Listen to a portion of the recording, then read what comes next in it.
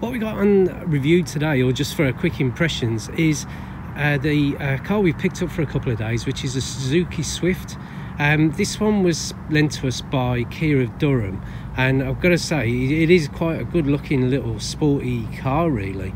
You know, it's got kind of carbon splitters, it's got your alloys, it's got your carbon side skirts there, and I've got to say if you're in the market for a bit of a boy racery look car, or a sporty little, you know, run around, this car just ticks all the boxes visually, and I would imagine driving really. So as I said, what it's got here, you'll have to forgive my shadow, it's got your daytime running lights just there, it's got your fog lights just underneath it, you know, giving it that kind of really sporty, aggressive look to it, you know. The front grille, I mean, it has been changed from the last one, which is I think the Series 2 or the Mark 2, and it's a bit more lower than the other one, but I just like the look of it really. It looks really good. Coming onto the other side, as you can see, you've got the splitter just there, which gives it that kind of nice aggressive sporty feel to it.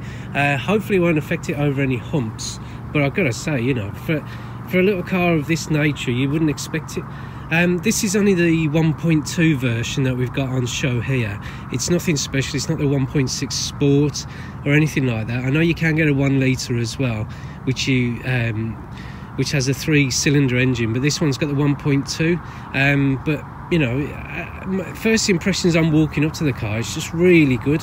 You know, it's got that really sporty edge to it, especially when you see the profile, the side profile, and the lines that run down the side of the car. It's really nice. On the back, when you look at it from the back, you've even got what looks like just a splitter at the bottom, the rear splitter there on the car. But tailgate wise, you know, when looking at the back, it looks really sporty, and I've got to say I really like these cars. I've always wondered what they were like to own or to run, but you know, I've got to say I'm thoroughly impressed. Interestingly, it's got a nice at the top here, it's got a nice rear spoiler here, which just kind of adds to the look of the sporty nature of the car.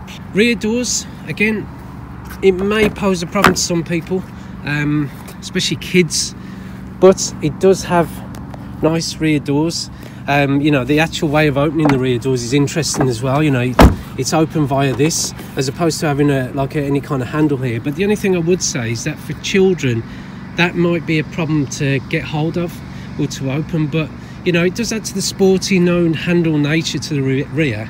I mean, I did think it was a 3-door when I drove up to it, but you know, it is definitely a 5-door.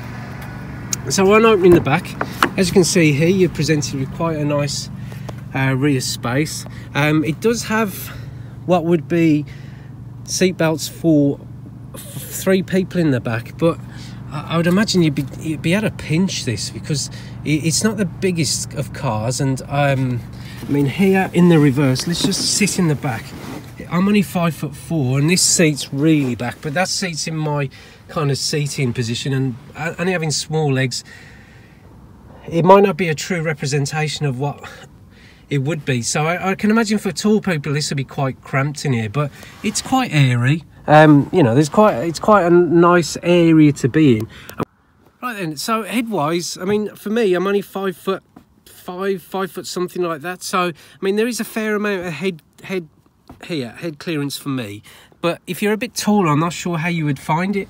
But this seat is, you know, it's quite positioned quite well back, I would imagine. And people do, you'll have to forgive my kit here, but there is quite a bit of space at the front. So I'd imagine if that was brought a bit forward, you would live with a short journey if you are a tall person. But in the other side, if this is set to my, as it were, my sitting here being, you know, a bit of a short bottom, as it were. You know, I do have quite a bit of space there, so, and it is quite a nice light airy cabin. You know, the windows are fairly decent. Does that go all the way down? And that goes all the way down using these keep fit handles, which is great. I mean, obviously that's your central lock in there, but you know, that's quite a bonus for kids in the back, you know, if they want the window all the way down. Not a lot of cars there, they all tend to come to here, but yeah, it's good. And it does have tinted windows in the back, which you can see on this sunny day does make a difference. But yeah, as you can see, judging, you know, looking at the front, it is quite a nice space to be. You've got your infotainment system there with the air conditioning and stuff like that. Your ventilation controls just underneath it. Interestingly, the infotainment system has Apple CarPlay built into it. I don't know if it has Android CarPlay, but Apple CarPlay is built into it, which is a massive bonus. And I've given it a quick go. Unfortunately, I can't feature it because I haven't got enough cameras, but I've given it a go, and it is really good. I've never had Apple CarPlay in a car, and it's interesting to see how it works, really. But the other thing as well, it does have Sat-Nav. My finger there. Now, what I'm trying to point out here is there's a little hole, as it were, where you do put like a stick in or something like that, or a Suzuki card. Now, these do come with the Suzukis, but unfortunately what's been happening is people have been nicking them. I mean, this is a courtesy car I've got for the next couple of days, so hence why I just thought I'd give you a quick review so you can see what it's like. But people do nick them, so they don't keep them in the car, and they're worth about 400 or 500 quid. So people nick them, don't bring them back, and say that it wasn't in the car. So, and hence why I can't show you the sat-nav. But you do get, I mean, obviously you got ventilation stuff there. You got your on steering wheel system here, and obviously you got your instrumentation binnacle here. Just storage wise, I forget to mention that you've got a little area here for bits of change and stuff like that. You've got your area here for a bottle, but it doesn't look like a very big bottle, to be honest, going there. And obviously your speaker system and what have you here. But what I'm going to do, I'm just going to quickly jump into the front and just talk you through that. Right then, just jumping into the interior, and as you can see, it is quite a nice area here. I mean, you do have your kind of scratchy plastics here, but you've got your, you know, your wind, as it were, your electric windows that just operate as easy as that. Obviously it's got electrically mounted as it were, wing mirrors, and it's got central locking. Here you've got your information area here. I'm not sure how you operate it because, as I say, I literally have picked it up. But I'm guessing it's something to do with the mode, or maybe the info. There you go. So it kind of tells me what kind of miles per gallon I'm averaging and stuff like that, as amongst all other things, as it were. The instrument binnacle, you know, it's easy to read. The information's there. But the only thing I've always wondered, I mean, I can imagine 60 being quite a standard, or 70, but they never indicate 50, and especially or 70, because 50 and 70 tend to be the standard kind of motorway speed limits that are, you know, bandied about the highways of the UK nowadays. So it's just one thing I've always wondered why they never do that. Here we've got the infotainment system here. Again, you'll have to forgive my ignorance on it. I literally have only just picked it up, and I haven't actually got much time with this, so I just thought I'd give it a quick whiz. You can connect your phone to it. You've got media as well, which has got iPod, Bluetooth, USB, and all that malarkey. I believe it's also ending speech recognition. Yeah, let's give that a miss. You've also got the radio, which I've muted. You can do. It's got Bluetooth built in, and also the interesting thing is, I mean, as you can see here, I've got an Apple cable down here. It does do Apple CarPlay, which is, yeah, for a car of this type, it is nice. The only thing I have noticed here is that is broken, so I don't know, but it is a courtesy car, so yeah, obviously they don't get looked after as well. But yeah, other than the sun getting in the way, sorry about that. But you've got your usual glove box here, which, yeah, well, to say it's minute is an understatement, but yeah, it is small. Cubby holes and stuff like that. You got your 2 drinks holders there, as well as like a little cubby hole there for all sorts of stuff that you'd want to put, and an area there for a small bottle. And the same in the driver's side here. In the back, you've only got enough for a small bottle. But other than that, that's it. That's the interior. Not very nice, as I say, a bit scratchy, but yeah, nice. Do like it. What we've got here is a car that it does feel quite assured on the road. It's quite nimble, it's quite solid.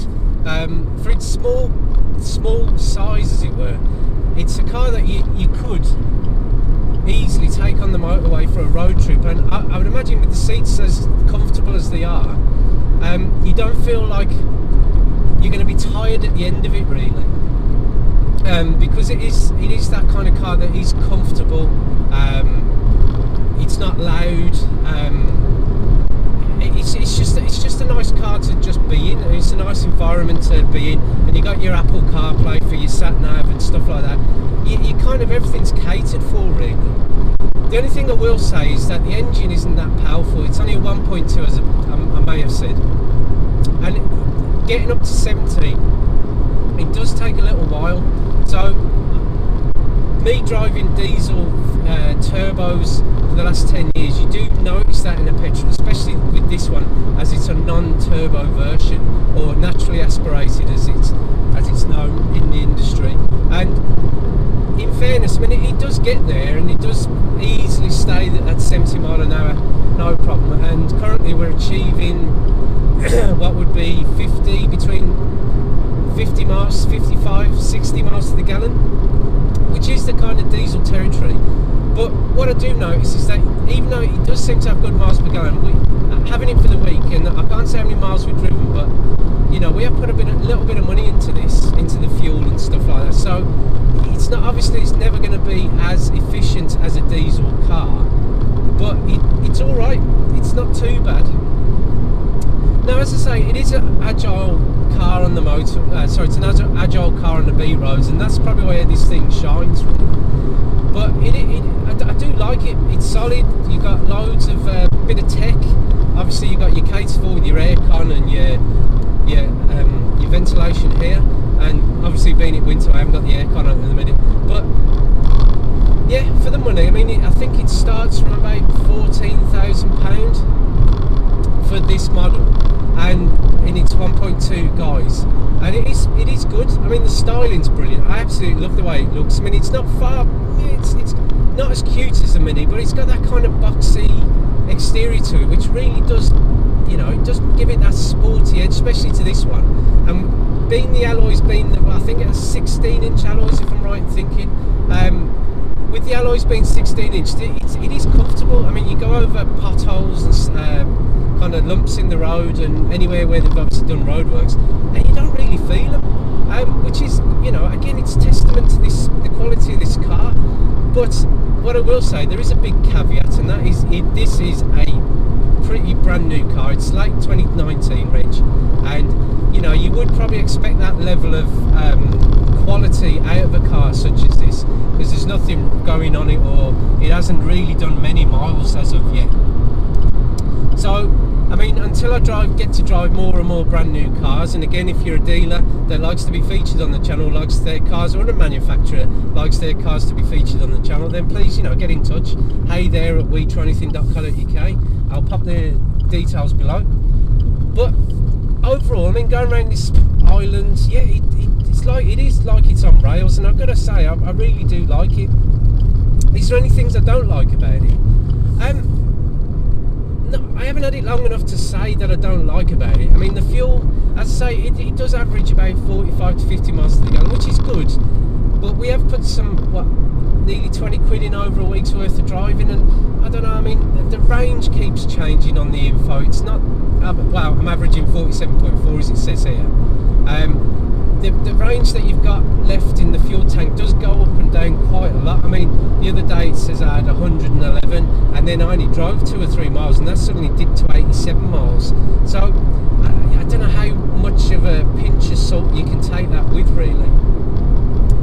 But other than that, would I recommend this car to anyone who's thinking about buying it? I definitely recommend you give it a go, give it a try, see what you think. I mean, it won't set your hair on fire in terms of performance, but if you're after a car that's kind of A to B, it looks good while it's doing it, and you know, it's got a nice feel to it, you know, this kind of solid, assured feel, and the interior, you know, you're after something with a better interior than, say, I don't know, your kind of other rival manufacturers, then I would give this a look. And especially as you get quite a nice bit of space in the back, because of its boxy shape, you do get a nice bit of headroom as well. So if you are a taller person, it will help. But anyway, I would I would consider this, and especially for the money. I mean, I'm sure when you do look at new cars, you know, 14 grand or whatever deal that you could get with Suzuki's, you know, worth the money, as it were.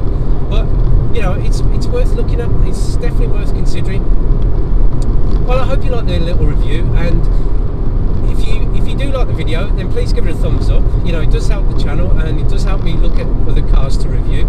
If you want to see more car reviews and more other reviews that we do on the channel, then please tap on that subscribe button, and we will be showing you more video. Well, we will be presenting to you more items, more products, more cars coming very soon. Thank you for watching, and we look forward to seeing you next video. Goodbye.